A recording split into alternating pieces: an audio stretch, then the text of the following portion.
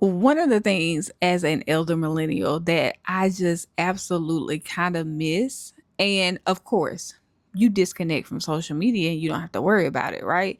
But one of the things I miss is just the purest of a reader, right? And what do I mean by that?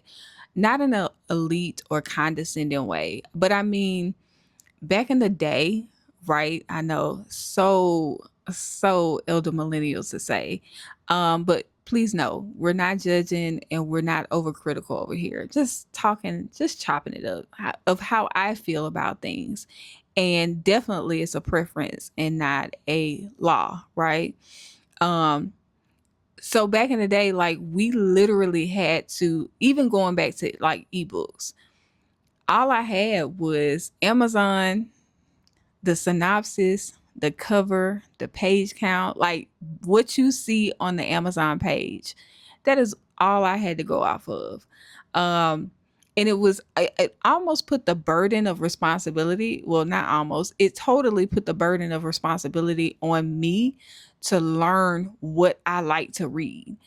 And I think that helps me out a lot in this space now, because in this space now, part of being an author, of course, naturally is marketing, right?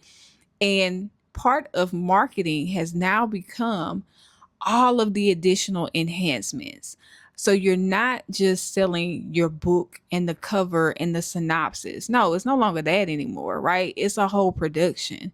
Um, it's videos, it's graphics, it's moving graphics, static graphics, it's music added to the post. It's very little written encouragement and marketing and more visual, right? And again, there's nothing wrong with that. Absolutely nothing wrong with that.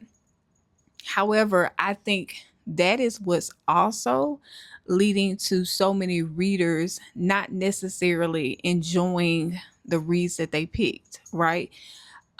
If I am in love with a song, or if I'm influenced by a song because it's trending, and I just so happen to love it, and this author happens to have an amazing graphic to go with it, then all of a sudden I'm emotionally attached to this book, not necessarily because of the book itself or the cover or the synopsis, but all because the author put on a production, right? So, and there's nothing wrong with that. There's nothing wrong with that.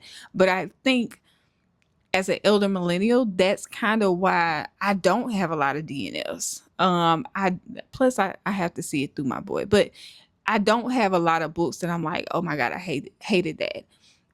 It's because I know what I like, and it's because I've had to go out and really actively think about what it is I prefer and don't like, with all of the enhancements silenced. They weren't there, so of course, naturally, they were on mute. That just makes me think about this space now. And of course, we appreciate where we are now. I love technology, so it's never a knock to what we have going on right now, because you have to learn how to grow and mature with time and appreciate changes as they come about, right? You have to learn how to grow. But that just always has been a question in my mind, or really a thought process. Um, because every time I think that, okay, this is the new trend and this is how marketing will be, it goes to another level. And we're getting further away from the actual book itself and more into a production. So again, nothing's wrong with that. I, absolutely nothing's wrong with that. But it just goes back to the point, is it the book or is it the production that you're interested in? And oftentimes, if it's the production, there will be a little bit of a difference between the two, right?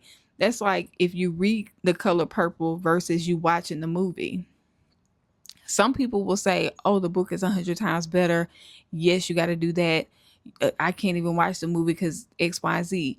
And some people will be like, "No, the way the Color Purple movie brought together the story, or showcased it in such a way, like I I can't even imagine like not having this as a component. So it all depends on what you got going on, right?